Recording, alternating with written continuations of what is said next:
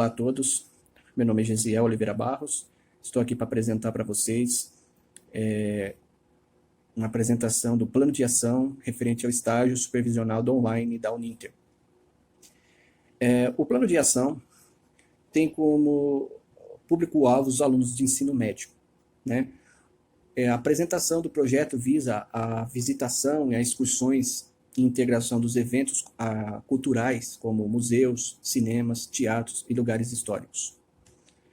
O objetivo é levar o aluno a interpretar, refletir, observar os temas abordados em eventos culturais, estimular o debate, o diálogo de diferentes formas de interpretação, que envolve a leitura, a escrita e diversas maneiras de expressão, e sua relação com o nosso cotidiano. Uma síntese dos principais conceitos.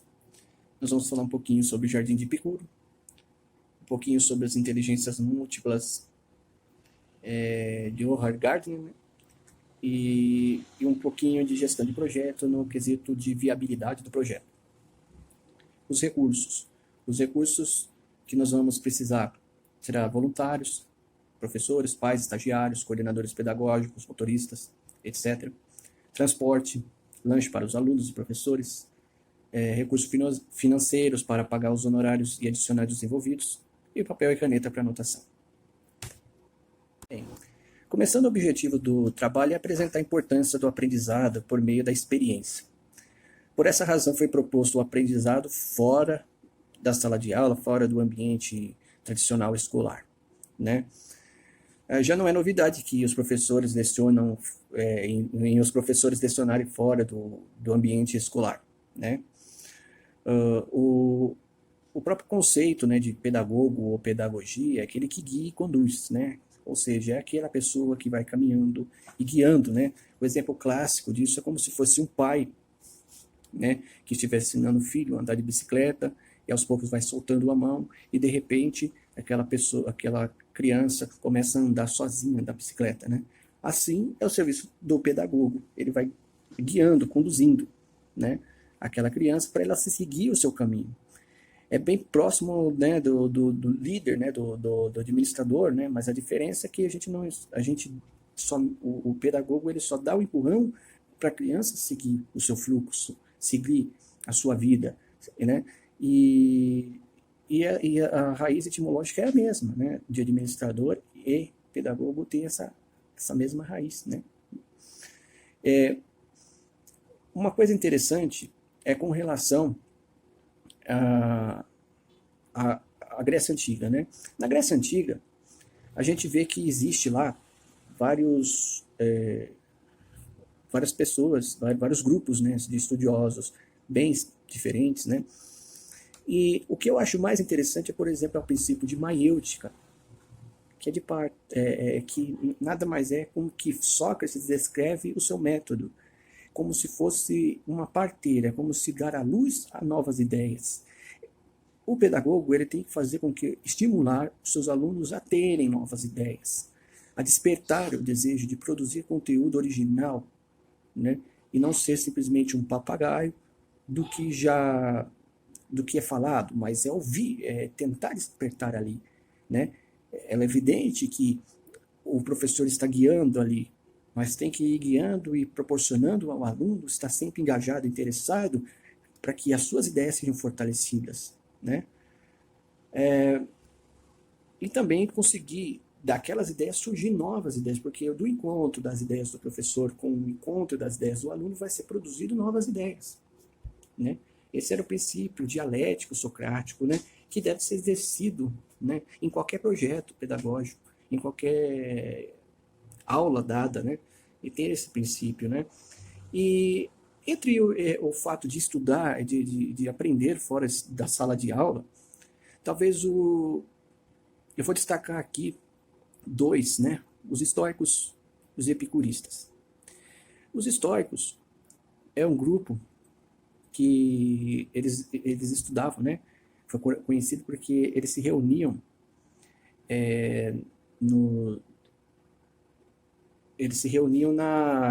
nos pórticos, né? Que é como se fosse aquelas colunatas das ágoras gregas, né?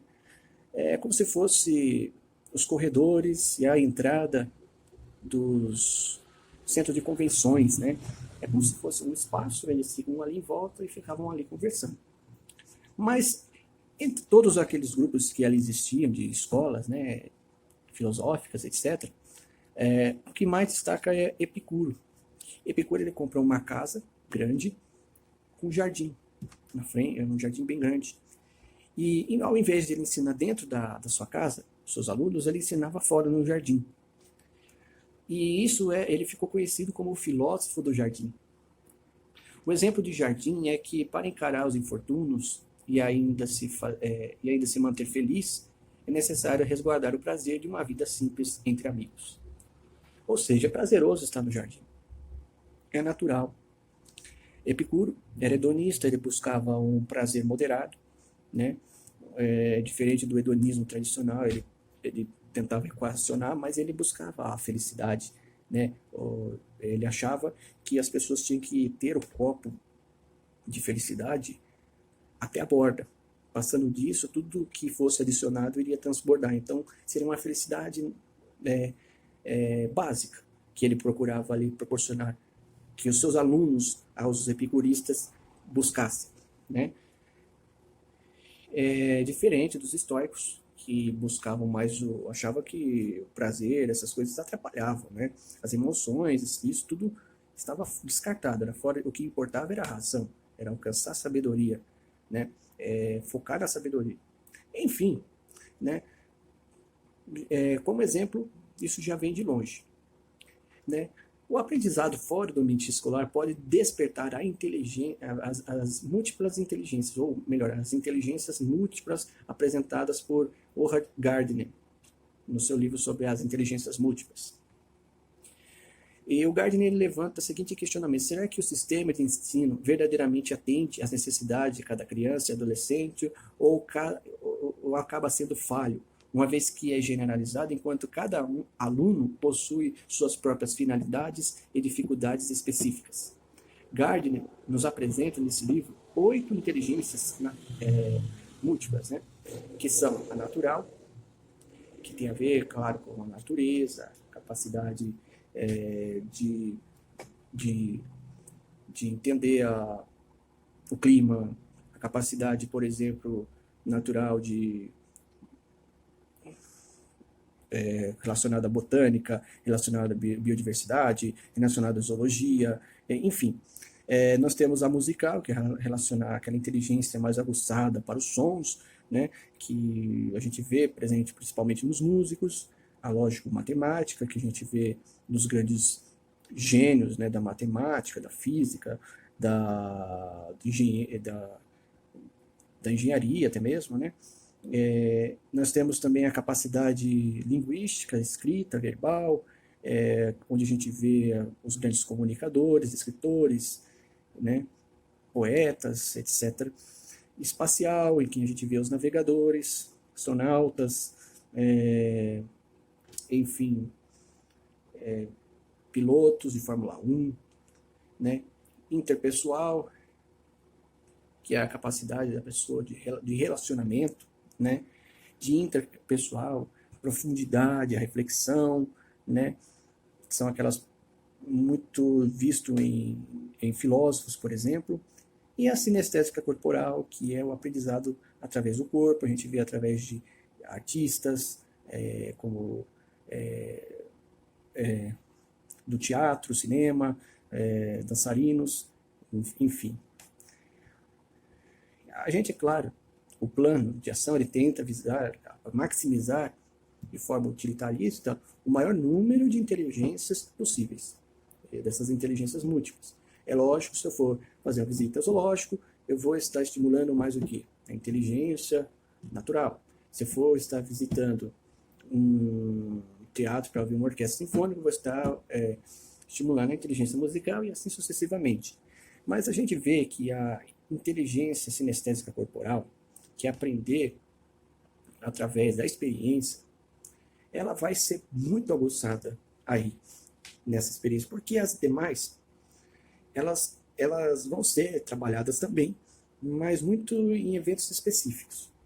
E também a gente vai ver um pouco da da inteligência interpessoal e intrapessoal em todas as vezes que forem feitas essas excursões, essas visitas, né? Porque é o relacionamento, a interpessoal durante a execução e a interpessoal na hora que for solicitado um trabalho adicional, que a pessoa coloque, exponha o que ela aprendeu através daquela experiência, né? E lembrando que ela vai provocar ali uma memória afetiva, porque uma visita junto à sua escola, junto naquele período mágico do infanto-juvenil, vai provocar, às vezes, uma lembrança que a pessoa vai guardar para o resto da vida aquilo ali. Então, essa lembrança associada a uma emoção boa, né? Espero que seja, né? Mas acredito que assim será. E também vai fazer com que ela guarde aquilo pro resto, com carinho, pro resto da vida, de uma forma prazerosa, né? Assim como o Epicuro dizia, né? Aprender de forma simples, né? E, bom, aí nós temos que sempre entendemos as limitações, o estágio de desenvolvimento do aluno, assim sendo, é como se o aluno primeiro aprendesse a andar para depois correr. Gente, não adianta querer apertar muito o aluno. A gente tem que entender que ele tem o seu tempo, o seu time, né? E o seu amadurecimento vai acontecendo ao longo da vida. Não adianta o professor querer que o aluno seja ele, transferir ao aluno, né? E seja um espelho dele mesmo. Então, esse professor precisa passar num psicólogo, num psicanalista, para se tratar. Na verdade, o que precisa é entender o tempo do aluno e nunca a comparação. Por essa razão, que fica o questionamento sobre as questões das inteligências e a generalização que a gente faz com relação aos alunos. Porque os alunos não são iguais, as inteligências não são iguais. Será que nós estamos trabalhando todas as inteligências? Será que nós estamos estimulando a todo mundo de igual forma ou tem gente que está sendo prejudicado? Né? Então, assim, com relação ao projeto em si, é necessário entendermos como ele será executado. Né? Para isso, a gente precisa entender um pouquinho, apesar de a gente estar fazendo um simples plano de ação, a gente precisa entender para a execução um pouquinho de gestão de projetos. Então, nós vamos falar somente mais por cima o que é a gestão de projetos e as principais áreas. A gestão de projeto é um esforço temporário que para conseguir um fim específico.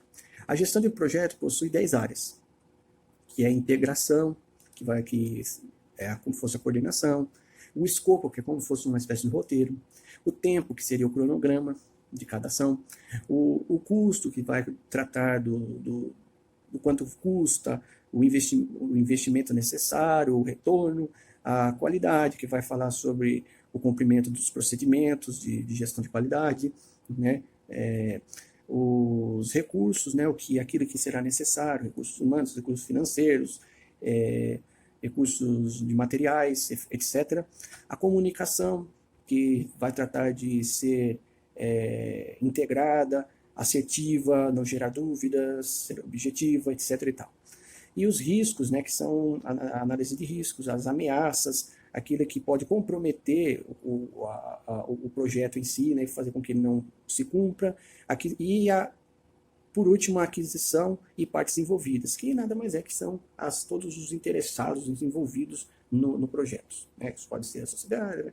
Pode ser todos os que estão interessados com aquele projeto. Então, como nós estamos fazendo, como já dito, né, fazendo só plano de ação, é necessário não vamos se aprofundar tanto nesse tema.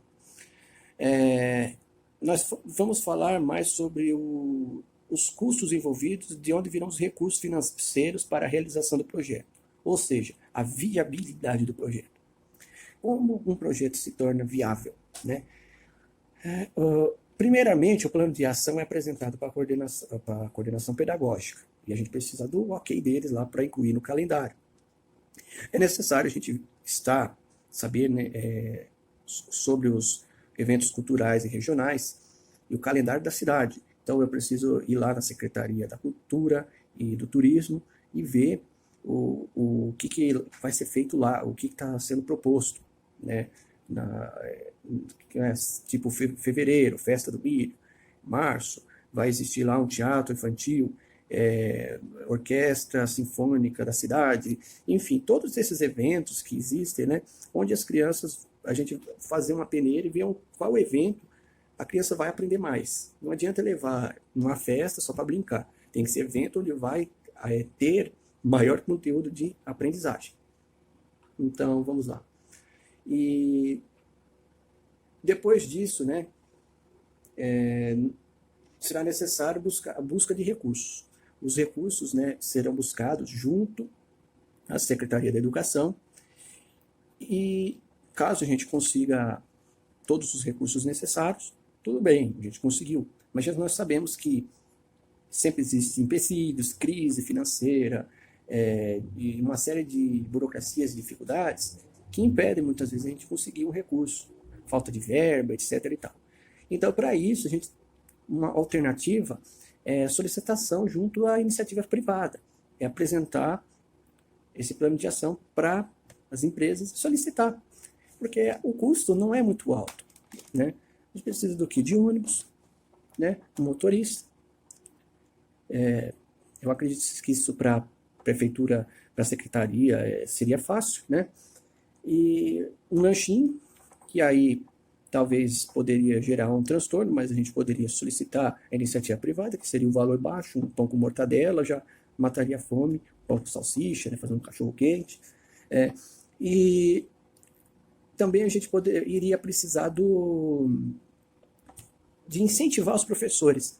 E nessa parte eu acho que é mais interessante, porque a gente sabe, na realidade, que isso é trabalhoso. Não é fácil levar uma criança, levar jovens, quanto mais uma criança já é difícil, quanto mais uma classe para visitar, por exemplo, um zoológico. Mas nós sabemos quanto isso é rico, quanto isso marca a vida de uma criança. Então, na realidade, a gente precisa de voluntários. Voluntários eu coloquei ali para a gente buscar ajuda a gente pode pedir ajudas ali para monitores, né? Que podem ser os próprios os próprios estagiários, né, de faculdades da cidade, pais que forem eleitos ali no conselho de classe, passar por uma seleção prévia, assim como os estagiários também serão passados por uma seleção prévia, e também os coordenadores, etc., funcionários da escola que quiserem ajudar também serão bem-vindos.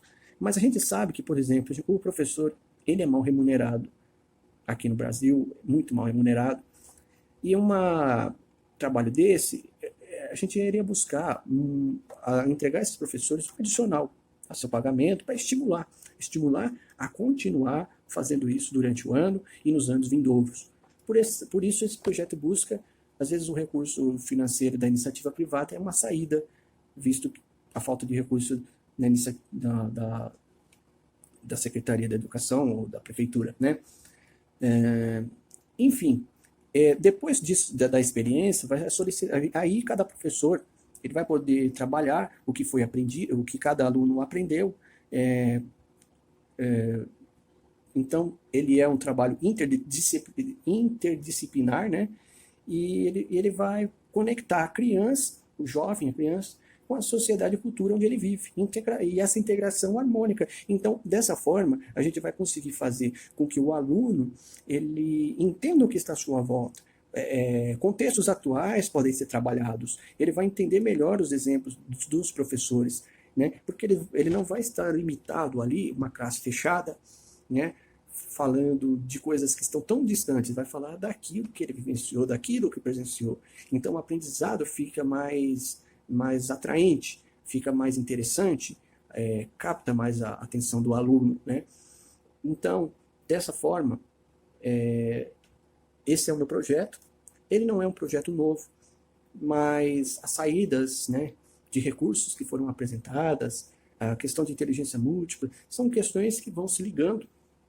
E na hora que a gente vai vendo que a gente consegue integrar as várias áreas do conhecimento, e a gente vai observando que elas vão proporcionando para a gente um plano de ação mais efetivo e que é bem provável que seja viável e seja executável. Por essa razão, bom, dessa forma eu finalizo essa apresentação e espero que cada um aí pesquise mais, aprofunde mais sobre esse tema. Muito obrigado.